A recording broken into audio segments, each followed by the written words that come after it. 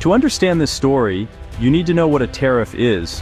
Tariffs are a key part of how countries interact with each other economically, and they have a long history in shaping global trade. But what exactly are they, and why do they matter so much today? A tariff is a tax placed by a government on imported goods. When a product crosses a border into a country, the government can charge a fee, making that product more expensive for consumers or businesses that want to buy it.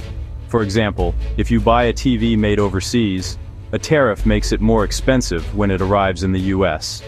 That extra cost is often passed on to you, the consumer, in the form of higher prices at the store.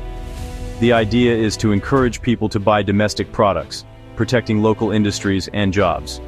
By making imported goods pricier, tariffs can give an advantage to companies that manufacture products at home, helping them compete against foreign businesses.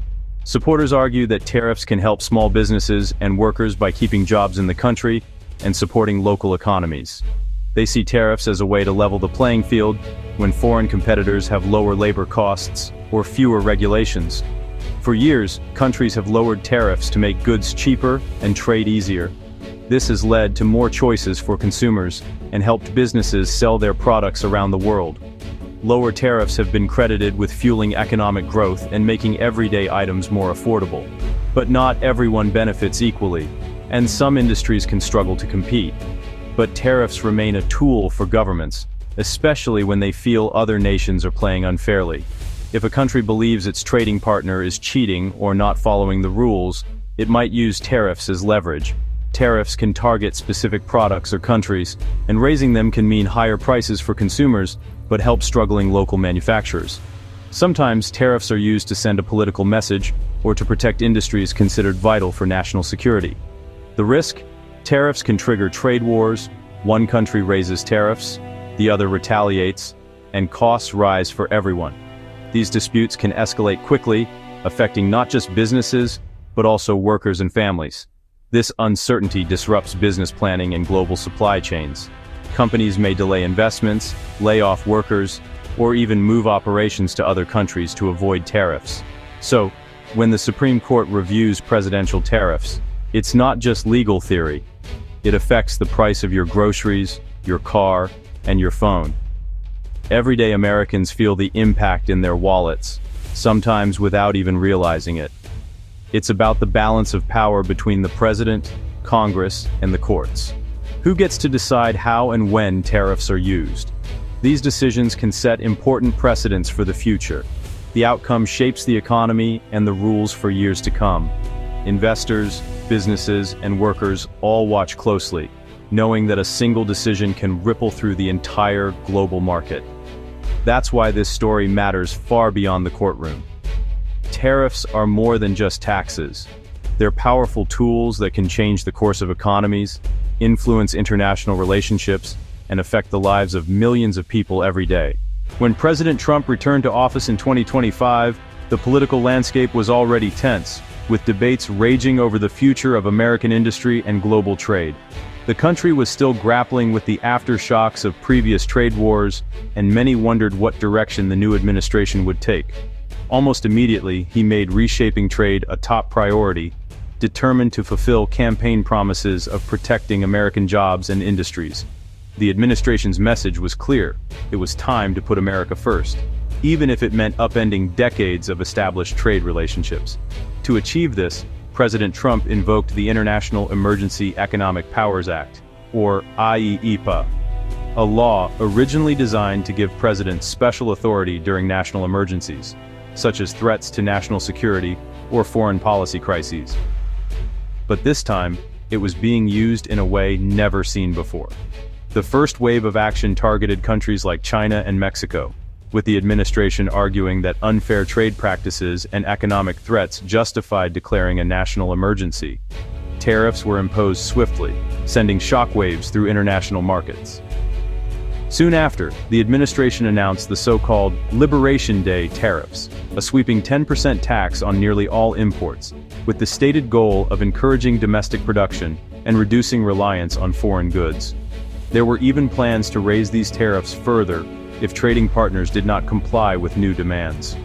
This marked a dramatic expansion of IEEPA's use, Never before had the law been wielded to overhaul the entire structure of U.S. trade policy, bypassing the usual checks and balances that involve Congress and lengthy negotiations. The administration insisted that the global trading system itself posed a threat to American security and prosperity, and that emergency action was not only justified, but necessary to protect the nation's interests. For businesses across the country, the impact was immediate and severe. Suddenly, companies faced huge new costs on imported materials and products, forcing many to rethink their supply chains and business models. The president's decision to bypass Congress in setting these sweeping trade rules raised alarm bells among lawmakers and business leaders alike. The big question now loomed over Washington and the nation. Did the president truly have the power to make such sweeping changes to trade policy alone? Or would the courts and Congress step in to challenge this unprecedented use of emergency powers? Businesses didn't stay quiet. A broad coalition, from tech to agriculture, challenged the tariffs in court, calling them an overreach of presidential power. They argued IEEPA was for emergencies, not for rewriting trade law, and that only Congress can impose broad taxes and regulate commerce. Lower courts agreed, ruling the tariffs illegal and saying the president had exceeded his authority. The government appealed, and the tariffs stayed in place as the case headed to the Supreme Court. Billions were at stake, and the outcome would define presidential power and the future of global trade. The world watched as the legal showdown began. On October 3, 2025, the Supreme Court delivered its verdict. In a 6-3 decision, the court struck down Trump's broad tariffs under IEEPA. The majority said only Congress can impose such sweeping taxes and regulate commerce at this scale. The court didn't strike down IEEPA itself, but rejected using it for general trade dissatisfaction. The message: if the White House wants broad tariffs, it must go through Congress. This ruling reaffirms the judiciary's role in checking executive power. The dissenters argued for more deference to the president, but the majority set a clear new limit. Future presidents are now constrained in using emergency powers for major economic policy. The Supreme Court's decision had immediate and far-reaching economic effects, sending shockwaves through both Main Street and Wall Street. For businesses, the ruling opens the door to claiming refunds for billions of dollars paid in tariffs over the past several years. However, the process is expected to be lengthy and complicated, involving extensive paperwork, legal reviews, and government scrutiny. Many companies are now scrambling to understand how much they can recover and how quickly those funds might be returned. For everyday consumers, the impact could be felt at the checkout counter. Prices on imported goods, like electronics, are expected to drop as tariffs are rolled back, making items such as smartphones, laptops, and televisions more affordable. Clothing, shoes, and other imported apparel could also see price reductions, giving shoppers a break after years of rising costs.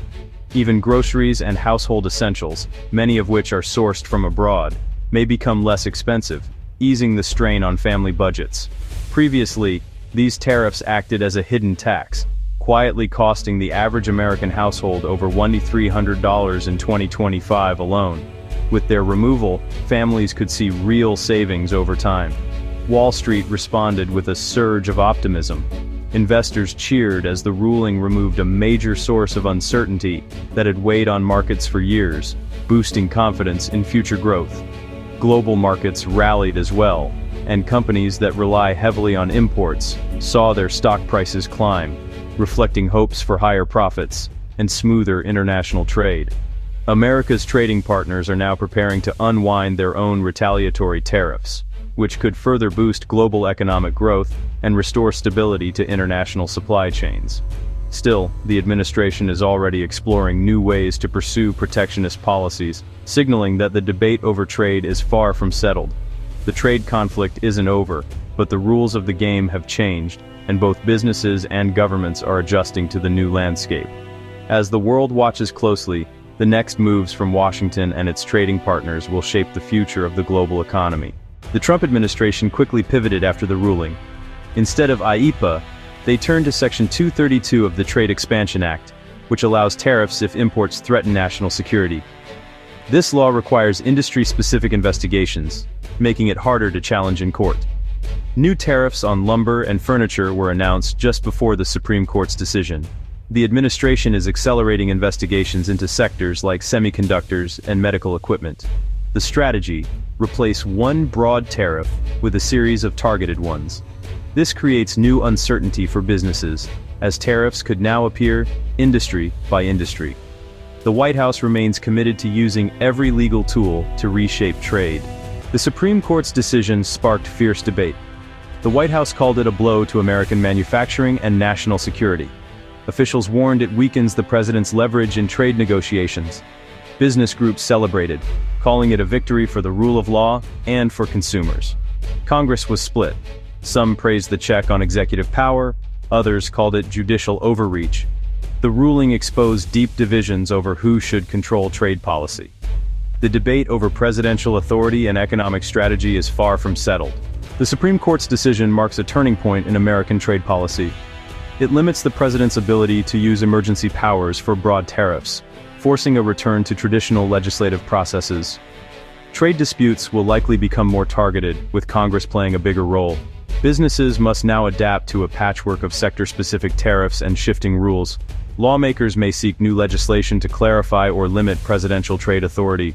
The ruling is a reminder of checks and balances at the heart of U.S. government.